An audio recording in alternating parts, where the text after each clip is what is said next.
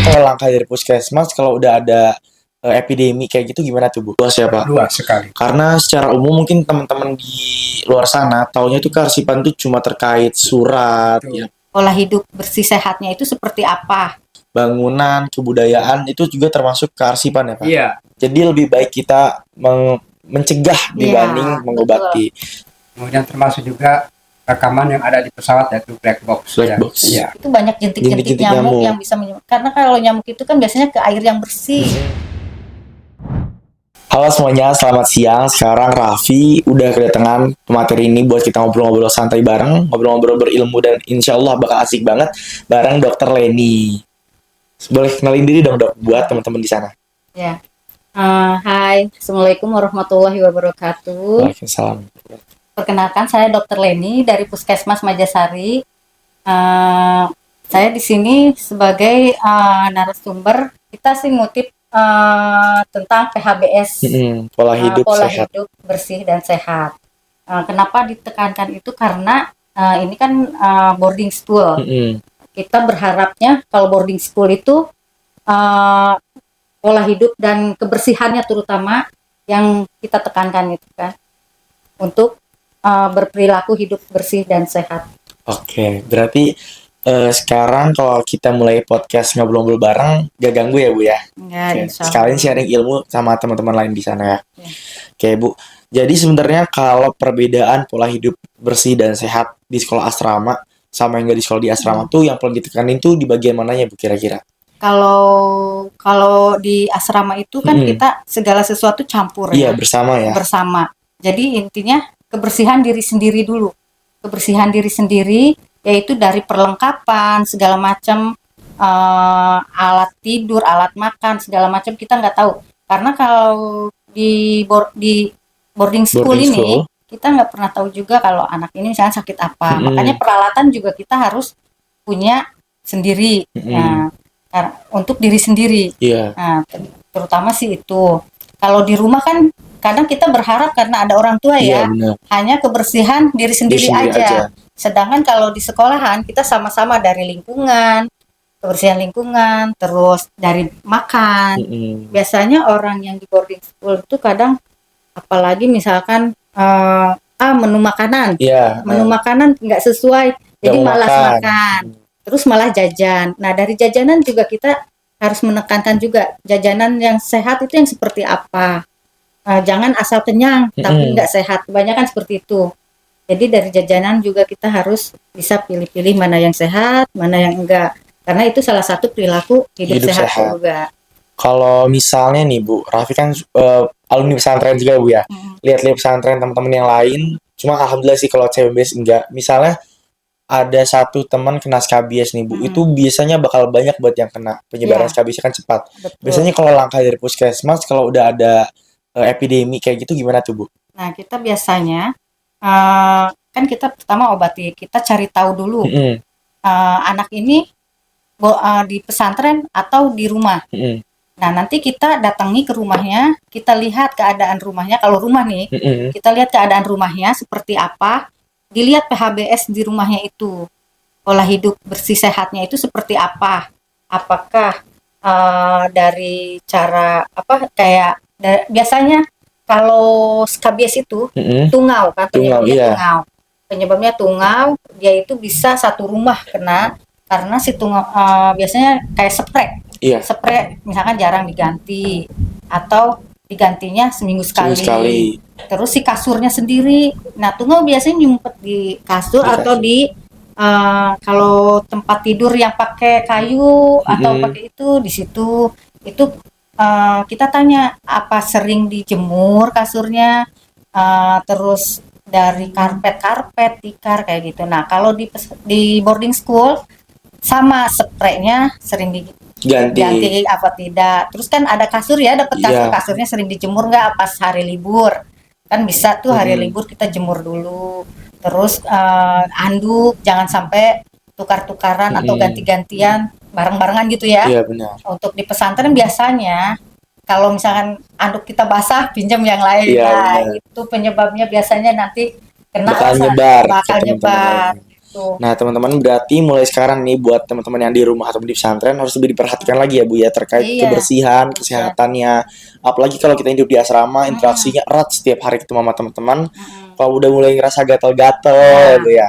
segera ke Segera ke puskesmas. puskesmas. Gitu kan. Dan pengobatan skabies sendiri juga itu sangat-sangat luar biasa lama. Wah, Jadi jadi lebih baik kita mencegah dibanding iya, betul. mengobati. Jadi sosialisasi terkait PHBS ini merupakan salah satu langkah preventif ya Bu ya, Iya, mencegah mencegah. penularan, mencegah terjadinya wabah penyakit yang tidak kita inginkan kayak tadi skabies atau mungkin bisa juga DBD ya Bu DBD, ya. DBD, DBD. Jadi kalau misalkan kayak yang tadi saya jelaskan Mm-mm. itu, kalau kalau di pondok itu kan biasanya kita tuh kamar mandi dibagi piket atau enggak Iya, gitu untuk kebersihan kamar mandinya, karena kalau misalkan jarang dibersihkan si kolam itu banyak jentik-jentik jentik-jentik nyamuk nyamuk. yang bisa karena kalau nyamuk itu kan biasanya ke air yang bersih, Mm-mm. nyamuk yang DBD itu ya. Wah, Jadi harus rutin dibersihkan, terus genangan-genangan air, sampah-sampah yang numpuk. Jadi intinya bukan untuk diri sendiri, untuk kita untuk kita semua semua. kebersihan itu. Jadi teman-teman jangan nunggu ada penyakit dulu baru kita bersih-bersih. Betul. Sebaiknya kita bisa lebih mencegah, lebih aware ya Bu sama Ya, lingkungan sekitar betul, kita. betul. Karena bakal nentuin ke kehidupan kita banget nih terkait kebersihan, penyakit dan lain sebagainya. Iya. Kalau terkait tata laksana nih Bu, misalnya di kamar saya ada yang terkena DBD nih, apa yang harus kita lakuin nih Bu misalnya? Kalau ada yang DBD, Mm-mm. pertama otomatis kita ke puskesmas dulu. Iya, dievakuasi berarti ya. Kan demamnya nih, kan belum tahu nih DBD kan, Mm-mm. belum tahu DBD, demamnya sudah berapa hari. Nanti kita evakuasi ke puskesmas. Di Puskesmas. puskesmas nanti bisa biasanya anamnesa kalau misalkan mengarah ke DBD, nanti kita rujuk ke rumah sakit. Karena DBD itu intinya kita harus benar-benar banyak cairan ya, banyak minum kayak gitu. Dan pertolongan pertamanya itu ya cairan. Cairan. Di rumah sakit biasanya. Iya, terus kalau misalnya sekarang kan banyak anak remaja nih Bu, terutama di pondok ya. Kalau mereka makan pilih-pilih gizi nggak seimbang sehingga ada menstruasi juga tuh. Jadi rentan terkena anemia ya Bu. Kalau pencegahan sendiri yang bisa kita lakukan buat biar gak kena anemia ini gimana nih Bu? Dari asupan makanannya. Asupan makanannya yang pertama. Asupan makanan, terus vitamin. Vitamin. Biasanya kan kita dari puskesmas datang nih kasih FE untuk remaja perempuan. Tablet tambah darah. Nah, itu rutin kita kasih. Pokoknya itu vitamin sama pola makannya. Pola makannya. Pokoknya jangan telat. Terus makan yang bergizi. Nah, jadi teman-teman jangan pilih-pilih makanan ya, karena udah pasti yang disajikan di dapur itu udah memenuhi gizi kita gitu. Jangan sampai gak makan malah jajan atau gak makan sama sekali gitu. Nanti bisa anemia, bisa kena mah, dan bakal merujuk ke penyakit-penyakit lainnya ya Bu ya. Kalau ke daya tahan tubuh kitanya bakal turun banget nih. Terus kalau menurut Ibu tadi gimana Ibu, peserta-peserta di sana apakah excited? Alhamdulillah excited. Apalagi masalah tadi ya, rokok itu ya. Masalah rokok itu luar biasa excited banget. Padahal kita berpikirnya oh ya kalau di CMBBS ini udah pasti nggak merokok. Tapi ternyata benar-benar excited, hebat, luar biasa lah. CMBBS. Maksudnya pengen tahu apa sih itu rokok, sampai pengen tahu gimana sih cara memberhentikan, sedangkan dia udah kecanduan gitu kan. Sampai saya nanti minta waktunya juga nanti gitu ya. Ada materi rokok sendiri ya berarti. Berarti tadi ya pentingnya langkah pencegahan ya Bu ya, dibanding kita mengobati. Kayak tadi permasalahan rokok, walaupun kita nggak pakai rokok, cuma kita harus tahu ya Bu bahayanya. Cara pencegahan kalau udah tercandu gimana, atau kalau lingkungan kita ada yang ngerokok harus gimana gitu. Ventilasi dari ruangannya gitu. Jadi itu benar-benar diatur ya Bu demi kesehatan kita semua. Oke, berarti tadi sosialisasi sudah selesai. Teman-teman dari kelas 10 juga kelihatannya excited ya Bu. Excited banget. Berarti kalau dari tim puskesmas siap datang lagi buat ngasih materi lainnya nih. Insya Allah. Oke, teman-teman yang tertarik terkait topik-topik kesehatan mau di pondok ataupun di rumah dan suka nih sama konten kita terkait ngomongin kesehatan bareng Dokter Leni, mungkin bisa like dan komen di bawah nih, biar siapa tahu kita bisa ketemu lagi ya Dok ya, ngomongin banyak hal lagi, apakah tentang anemia, atau konten tentang lingkungan, malaria, DBD, atau mungkin masih banyak lagi ya dok ya. Kalian bisa like, komen, dan juga bilang mau konten kayak apa selanjutnya biar kita bisa nge-planning lagi. Oke. Mungkin dari Raffi sama teman-teman gitu aja ya dok. Gak apa ya dok ya. Ya, Maaf banget udah ganggu waktunya. Oke. Kurang lebihnya mohon maaf. Wassalamualaikum warahmatullahi wabarakatuh. Bismillahirrahmanirrahim. Assalamualaikum warahmatullahi wabarakatuh. Selamat pagi teman-teman semuanya. Ketemu lagi sama Raffi di podcast Madani Center for Excellence. Nah, jadi di sini Raffi udah kedatangan pembicara yang luar biasa banget dari Dinas Perpustakaan dan Kearsipan Kabupaten Pandeglang. Di sini ada Pak Heriana Eskom ya Pak ya. Siang Pak. Sebagai Kepala Bidang Mengelola Arsip di Dinas Perpustakaan dan Kearsipan Kabupaten Pandeglang. Nah, tadi Bapak udah nyampein beberapa materi Pak ke teman-teman. Kalau boleh tahu tuh materinya tentang apa aja Pak? Tentang pengetahuan dasar tentang arsip. Oke, pengetahuan dasar tentang arsip. Berarti kalau keseharian Bapak di Dinas Perpustakaan dan Kearsipan memang di dunia arsip ya Pak ya? Betul. Di kearsipan. Bagaimana mengelola arsip. Oke, kalau dari definisi arsip sendiri itu gimana Pak? Ya, baik. Arsip itu sendiri dari definisinya sesuai dengan Undang-Undang 43 tahun 2009 tentang kearsipan. Arsip adalah rekaman kegiatan atau peristiwa ya yang dibuat dalam berbagai bentuk dan media sesuai dengan perkembangan teknologi informasi yang dibuat oleh lembaga negara, lembaga daerah, pemerintah daerah, perusahaan, lembaga masyarakat sampai dengan perseorangan. Definisi seperti itu.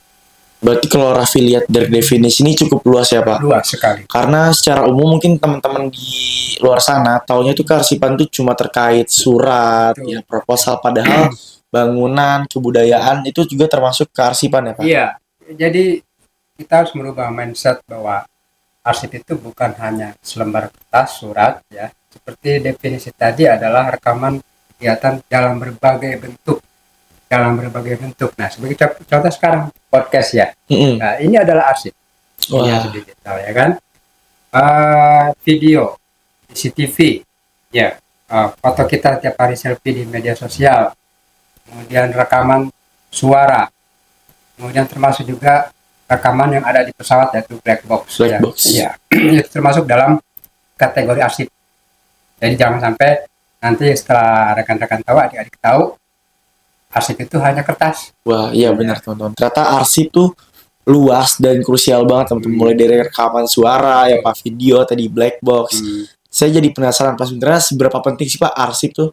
Sangat penting sekali. Karena dengan keberadaan arsip yang kita bisa jaga dan rawat itu akan menjadikan sejarah suatu bangsa itu akan terungkap. Yang pertama, memori sebagai memori kolektif bangsa. Sebagai juga bukti pertanggungjawaban ketika di suatu pemerintahan nanti arsip itu dicari. Banyak kasus kalau misalkan kita di tanah hukum, yang pasti dicari pertama adalah arsipnya tentang apa dia bukti pertanggungjawaban suatu kegiatan. Maka dari itu sangat penting sekali arsip. Kalau kita Pak sebagai siswa, kalau ingin belajar kearsipan, mulai dari mana tuh Pak? Dari hal-hal yang kayak pelajar gitu. Ya. Yang pertama ya seperti hari ini kita laksanakan sosialisasi di SMA CMBS, itu juga pelajaran belajar kita. Kalau memang ingin mendalami arsip, boleh datanglah kantor kami ke Dinas Perpustakaan Arsip Daerah atau yang provinsi, atau kalau yang di pusatnya yaitu ANRI, yaitu Arsip Nasional Republik Indonesia. Dan ini juga kearsipan juga nanti bisa jadi salah satu peluang profesi bagi adik-adik nih. Siapa tahu misalkan adik-adik berminat menjadi seorang arsiparis. Nah, itu ada nanti jurusannya. Pada saat melanjutkan dari SMA itu ada jurusan arsiparis. Nanti keluar akan menjadi seorang arsiparis. Seperti itu. Berarti buat teman-teman yang mungkin sekarang SMA mulai bisa mengarsipkan, mulai kayak data-data organisasi ya Pak ya, surat-surat organisasi, proposal, laporan, atau bentuk dokumentasi video, foto itu harus mulai dijaga kearsipannya biar nanti bisa berlangsung ya Pak ke adik kelasnya, angkatan di bawahnya juga. Sebagai bukti nanti ke depan sejarah dan bukti otentik bahwa keadaan SMA CMBS ini kan mulai tahun berapa ya kan, ketika arsipnya terjaga dan terpelihara, kita tahu bagaimana sejarahnya SMA CMBS itu. Tadi kan Pak Raffi udah dengar ternyata banyak bentuk arsip ya. Berarti cara perawatannya beda-beda ya Pak? Beda-beda. Kalau yang menurut Bapak yang paling sulit untuk dirawat tuh jenis arsip yang bagaimana Pak? Kalau di kami itu ada jenis arsip yang microfilm. Itu zaman dulu ya. Kalau sekarang mungkin belum pada tahu. Bentuknya kalau zaman dulu itu, kalau sekarang kita lihat video kan bisa langsung play di YouTube dan lain-lain. Kalau zaman dulu itu kalau microfilm itu bentuknya seperti gulungan lembaran film seperti itu kan. Oke. Itu agak sulit karena yang pertama di Kabupaten Pandeglang sendiri itu kita tidak punya alat untuk merubah format yang awalnya dari format film itu menjadi format yang sekarang lebih digital, itu kita punya. Kita harus ke Andri. Bahkan kalau misalkan di Andri pun kadang ketika ada suatu arsip yang lebih sulit lagi, dia akan dibawa ke luar negeri. Oh, jadi nyampe luar negeri? Ke Singapura, iya. Jadi kalau yang nyampe luar negeri itu arsip apa selain mikrofilm? Kebanyakan dia mikrofilm yang lebih, mikrofilm juga bertahap ya. Ada beberapa perkembangan, jadi mikrofilm yang lebih usianya lebih lama lagi itu dia kesulitan juga untuk mencari alat digitalisasinya seperti itu. Kalau misalnya Pak arsip sejarah itu apakah didiamkan saja tapi kita arsipkan di tempat sejarahnya atau kita bawa, kita pisahkan gitu? Ya, seperti saya bilang bahwa arsip sejarah itu masuknya dalam kategori arsip statis. Artinya arsip yang mempunyai nilai kesejarahan dan akan menjadi pembelajaran di masa yang datang. Itu harus kita benar-benar jaga. Jadi jangan sampai nanti ketika kita menemukan suatu arsip yang bernilai sejarah kita buang begitu aja. Tapi kita sebagai dinas arsip berkewajiban untuk menjaganya. Dan kami di Dinas Perpustakaan ada tempatnya, yaitu namanya Depo Arsip. Di situ ada arsip-arsip yang nilainya kesejarahannya kita simpan dengan baik. Kalau berarti tadi ada arsip statis, ada arsip dinamis juga ya Pak? Iya. Perbedaannya itu apa gimana Pak? Kalau dinamis yang sekarang nih kita buat sehari-hari seperti surat menyurat dan lain sebagainya, itu arsipnya dinamis karena kita masih sering pakai. Nah, ketika posisi dinamis itu sudah jangka waktunya beberapa tahun, itu akan berubah menjadi arsip statis. Tapi dengan catatan bahwa arsip itu mempunyai nilai sejarah. Tapi kalau arsip itu tidak mempunyai nilai apapun, itu bisa dimusnahkan. Gitu. Jadi nanti kategori arsip ada yang bisa dimusnahkan atau yang dipermanenkan atau kita simpan dengan baik. Berarti kalau arsip dinamis itu arsip keseharian ya Pak ya, yang masih kita pergunakan, kayak misalnya surat, organisasi yang misalnya hari ini kita keluarkan. Kalau arsip statis yang udah diarsipkan gitu ya Pak, jangka waktu sudah lama dengan status dipermanenkan. Kayak kalau statis berarti arsip sejarah. Arsip sejarah seperti arsip proklamasi, foto-foto para pejuang. Dan kalau di kami di arsip itu ada itu suatu buku itu bahasa Belanda ya. Saya sih nggak ngerti ya apa isinya, tapi menilai memuat sejarah tentang Pandeglang dan Banten. Itu kita simpan, ada berapa buku, ada 6 buku kalau salah, tebal-tebal sebesar itu. Berarti itu dari zaman kolonial? Iya, itu zaman kolonial. Kalau dari kita mau baca berarti tinggal datang ke Dinas Kearsipan aja Pak? Iya, tapi bacanya harus bawa orang Belanda karena bahasanya bahasa Belanda.